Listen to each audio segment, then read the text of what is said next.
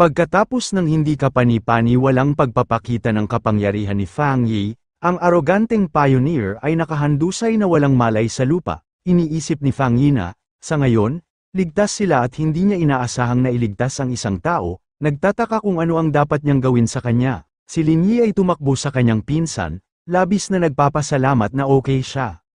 Si Su Qingying, na nakatayo sa tabi ng bumagsak na pioneer, ay nag-alok na ipaubaya sa kanyang team ang pangangalaga sa lalaking walang malay. Kalaunan, lumapit si Su Qingying kay Fang Yi, nagtatanong kung bakit tila hindi siya masaya pagkatapos na matagumpay na maselyuhan ang isang napakataas na antas ng Dark Attribute. Sa kanyang isipan, gayunpaman, siya ay lubos na namamangha. Iniisip na tunay niyang tinupad ang kanyang pangako na wasakin ang Dark Tide at na siya ay isang tunay na hindi kapani-paniwalang tao. Ipinaliwanag ni Fang Yi sa grupo na dapat silang kumilos ng mabilis. Sinabi niya na ang selyo na ginamit niya ay pansamantala lamang at ang napakalaking enerhiya ng Dark Attribute sa lugar ay malakas pa rin. Dapat silang magmadali upang hanapin ang Shizai Flower bago mawala ang selyo. Naiintindihan ni Su Qingying at kinumpirma na ibabalik ng kanyang team ang lalaki sa association para sa paggamot habang kinakarga ng kanyang mga kasamahan ang walang malay na pioneer sa kanilang mga balikat. Huminto ang grupo sa isang bangin, tumitingin sa walang laman na tanawin, napagtanto ni Su Qingying na wala sa ibang mga pioneer na nauna ang nakalabas. Malungkot na nagtatapos na silang lahat ay kinain ng Dark Attribute, dahil walang kahit isang bakas sa kanila ang natitira. Ipinagluluksa ng pulang buhok na leader kung paano ang mga taong buhay kanina lamang ay ganap na naglaho. Si Fang Yi naman, iniisip na baka siya ay walang puso, ngunit nakakaramdam siya ng ginhawa na hindi niya kinailangang panuorin silang mamatay. Habang papalapit sila sa isang nakakatakot na madilim na pool, si Fang Yi ang nag-utos. Sinabi niya kay Lin Yi at sa iba pa na sumulong kasama ang team ni Su Qingying, na ipinapaliwanag na ang pool na ito ay ang pinakamapanganib na bagay ngayon at mas mabuti para sa kanya na manatili upang protektahan sila. Sumang-ayon ang grupo at sumulong, nang maiwan siyang mag-isa na nakatayo sa isang mabatong gilid, isang system window ang lumitaw sa harap ni Fang Yi, na nagsasabi sa kanya na nakita nito ang isang bago at malakas na pagbabago ng Dark Attribute. Agad-agad, isang malakas na vortex ng kulay ube at itim na enerhiya ang sumabog mula sa lupa sa paligid niya. Kinumpirma ng system na matagumpay ang pagkakita at inanunsyo na ina-activate nito ang kanyang ultimate computing power upang simulan ang pagsulat ng isang bagong teknik. Itinaas si Fang Yi sa hangin, ang kanyang mga braso ay nakaunat, habang ang malalaking haligi ng purong madilim na enerhiya ay tumataas sa paligid niya. Idineklara ng system na matagumpay ang proseso ng pagsulat, at ang mga mata ni Fang Yi ay biglang bumukas. Ngayon ay nagliliwanag na may isang nagbabantang kulay ube na puno ng esensya ng kapangyarihan na kanyang pinagkadalubhasaan. Kinumpirma ng isang system window ang kanyang bagong pagtatamo. Nakuha niya ang Dark Attribute Technique, ang Limitless Dark World. Ipinaliwanag ng system na ang kakayahang ito ay nagpapahintulot sa kanya na lumikha ng isang selyadong espasyo ng madilim na ulap, sa loob kung saan ang espiritual na enerhiya ay labis na hamina. Iniisip ni Fang Yi ang kanyang bagong kapangyarihan, kinikilala ang Dark World bilang isang espesyal na domain na maaari niyang kontrolin, naiintindihan niya ang malaking estratehikong kalamangan na ibinibigay nito sa kanya. Ang corrosive effect ng kanyang bagong kapangyarihan ay magpapadaloy sa espiritual na enerhiya ng kanyang mga kaaway at pababagilan ang kanilang kakayahang punan nito. Iniisip niya ang kanyang sarili na tumataas sa ibabaw ng isang dagat ng desperadong mga kamay. Napagtanto niya na kung pagsasamahin niya ang bagong nakakapanghinang epekto na ito sa kanyang iba pang malalakas na katangian, siya ay magiging mas kahanga-hanga, na may kumpiyansang nagtatapos na maaari niyang wasakin kahit ang isang halimaw na mas kakaiba at mas malakas kaysa sa Dark Tide mismo kung ito ay dumating. Habang hamupa ang huling bahagi ng kulay ube na enerhiya, si Su Qingying, na hindi pa rin makapaniwala, ay nagtanong kay Fang Yi kung nararamdaman niya ang madilim na ulap na muling nabubuo sa kanilang paligid. Lumaki ang kanyang mga mata sa pagkabigla habang ganap niyang naproseso ang napakalaking espiritual na pagbabago na kanyang nararamdaman. Tinitigan niya habang napapaligiran si Fang Yi ng natitirang enerhiya, nagtataka kung paano siya posibleng nagkakaroon ng isa pang breakthrough nang wala ang karaniwang malalaking palatandaan tulad ng pagbabago sa langit at lupa. Ang pagkaunawa ay tumama sa kanya nang may nakamamanghang puwersa. Hindi lamang niya selyuhan ang S-Class Dark Tide, sinipsip niya ang kapangyarihan nito. Nakita niya ang ideya na katawa-tawa at hindi ka panipaniwala. Sa mga unang araw ng espiritual na pagbabagong buhay, alam ng lahat ng pioneer na ang Dark Attribute ang pinaka-nakakatakot na kapangyarihan, na isinilang mula sa kolektibong negatibong emosyon at malalim na kasamaan ng lahat ng nabubuhay na bagay. Dahil dito, ang pagsipsip ng kapangyarihan nito ay mahigpit na ipinagbabawal ng gobyerno. Ipinakita ng isang flashback ang isang nabigong opisyal na eksperimento kung saan sinubukan ng mga mananaliksik na linisin ang nagbayad ng masakit na presyo, na humantong sa pagkaklasipika nito bilang isang kakaibang mapanganib na halimaw. Ang kapangyarihan ng mga madilim na halimaw na ito ay maaaring mula D hanggang S-Class, ngunit kahit na ang pinakamahina ay maaaring malampasan ang mga unang pioneer, lalo na ang ganap na S-Class na banta ng Dark Tide, na maaaring kumain kahit mga Spirit Creation Realm Cultivator ng madali.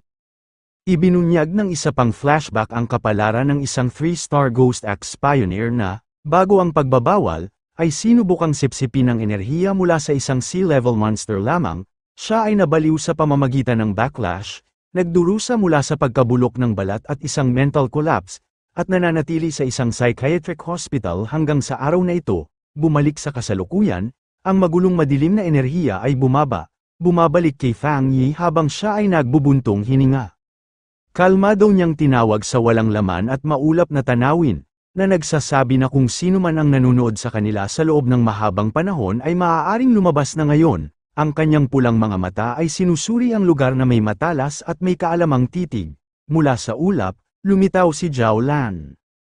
Kinumpirma niya na kung hindi siya nagkakamali, si Fang Yi ang siyang nag-iisang nagselyo sa Dark Tide. Si Su Qingying ay natigilan sa kanyang biglaang paglitaw, hiningal ang kanyang pangalan sa kawalan ng paniniwala, lumutang si Zhao Lan, lumapag sa harap ni Fang Yi at nagtatanong kung ano ang ginagawa niya kanina, partikular na nagtatanong kung sinisipsip niya ang Dark Attribute.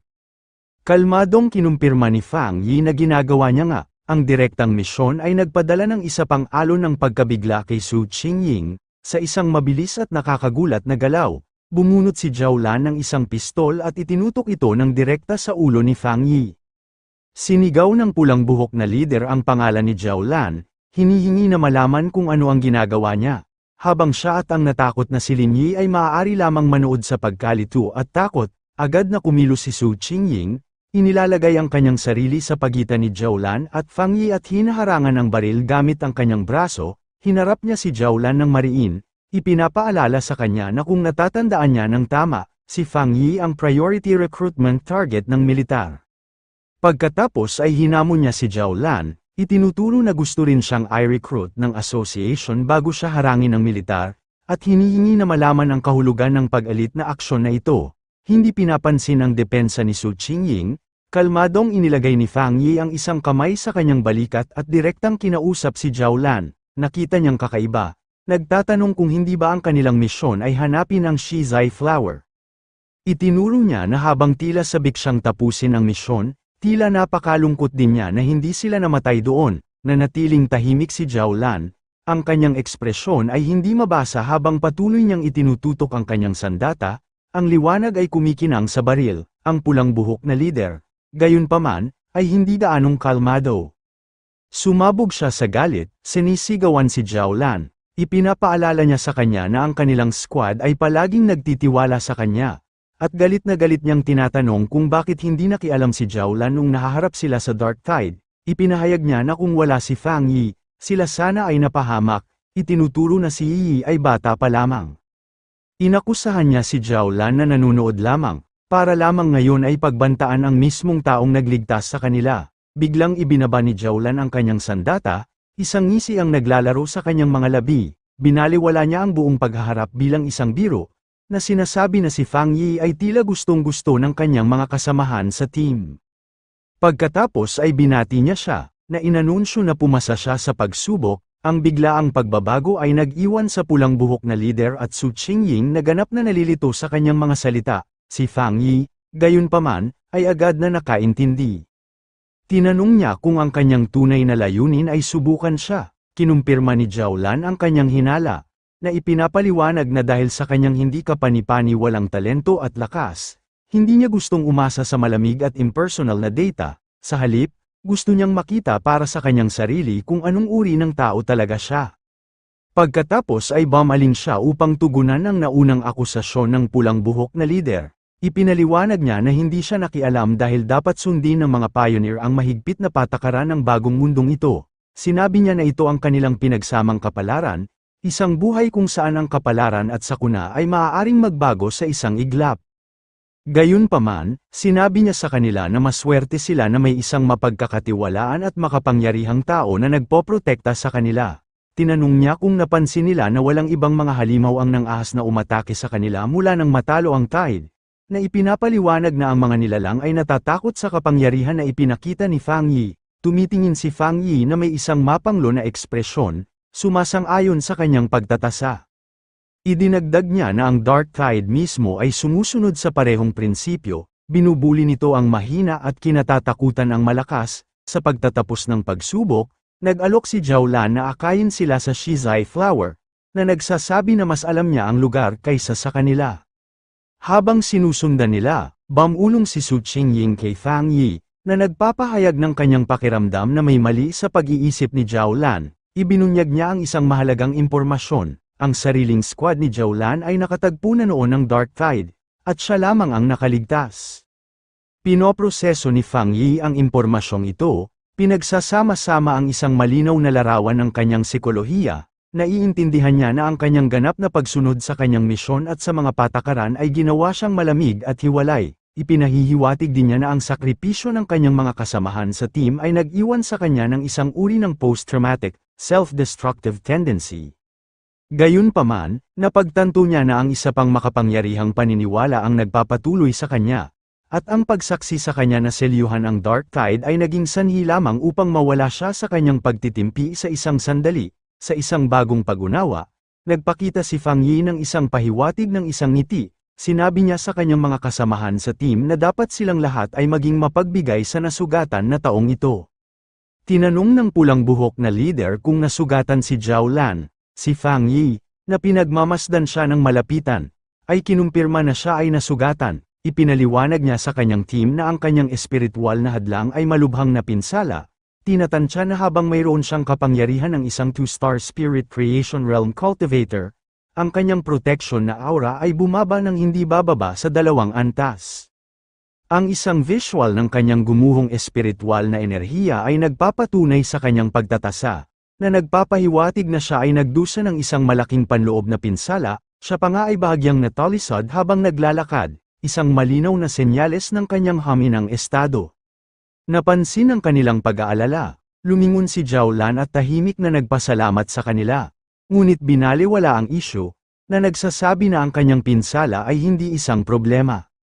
Sa pangunguna ni Zhao Lan, ang grupo ay naglalakbay sa isang walang laman, maulap na tanawin na puno ng mga patay na puno at mga buto ng mga bumagsak na nilalang, isang lugar na kinilala bilang Chaotic Burial Mounds. Habang naglalakad sila, napansin ng matalas na pandaman ni Fang Yi ang isang bagay na mali, at nakita niya ang mga kalansay na labi ng isang bumagsak na pioneer na nakalibing sa lupa. Sa wakas, inanunsyo ni Zhao Lan na nakarating na sila sa kanilang patutunguhan. Sa harap nila, sa isang maliit na clearing, isang nag-iisang, magandang Shizai flower ang nagliliwanag na may isang malambot at ethereal na kulay ube na liwanag. Habang nagsisimulang maglakad si Zhao Lan patungo sa bulaklak, pinagmamasdan siya ni Fang Yi, na nararamdaman na may mali. Ang kanyang hinala ay kinumpirma habang ang malupit, ang mga malilim na halimaw na may nagliliwanag na pulang mga mata ay sumabog mula sa lupa, na pumapalibot sa bulaklak na parang binabantayan nito. Ang biglaang paglitaw ng mga halimaw ay hindi huminto kay Zhao Lan. Sa halip, ang kanyang ekspresyon ay naging isa sa matindi at nakakabalisa na obsession. Inilahad niya ang isang kamay, na bumubulong na sa wakas ay nakikita niya itong muli. Ang kanyang mukha ay naliliman, na parang siya ay nasa isang trance. Ang ekspresyon ni Fang Yi ay naging seryoso at kagyat habang napagtanto niya ang agarang panganib, na alam na wala siya sa kanyang tamang pag-iisip. Agad na kumilos, bumuo siya ng isang bowl ang gintong pulang apoy sa kanyang kamay, sumisigaw ng isang utos upang gisingin ang kanyang espiritu. Pagkatapos ay inihagis niya ang bowl ang apoy ng direkta patungo sa nakatrang Zhao Lan, na naglalayong gisingin siya mula sa kanyang mapanganib na estado.